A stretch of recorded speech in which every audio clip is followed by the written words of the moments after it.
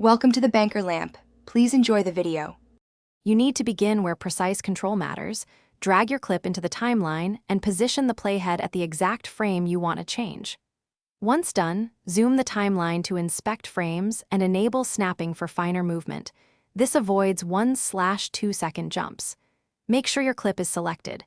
Without selection, keyframes won't stick. Why this first? Because accuracy now prevents rework later and ensures any motion or effect you add aligns perfectly with your visuals. Now you'll actually create motion. Open the Transform or Effects panel and click the keyframe diamond to add your first keyframe at the playhead. That stores the current parameter.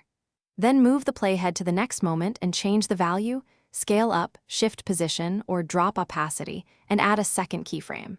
This creates interpolation between points. In other words, Clipchamp automatically animates the change. If you need smoothness, add intermediate keyframes or ease manually to control acceleration. Finish by previewing the clip and adjusting spacing between keyframes to change speed. Closer keyframes speed motion, wider spacing slows it.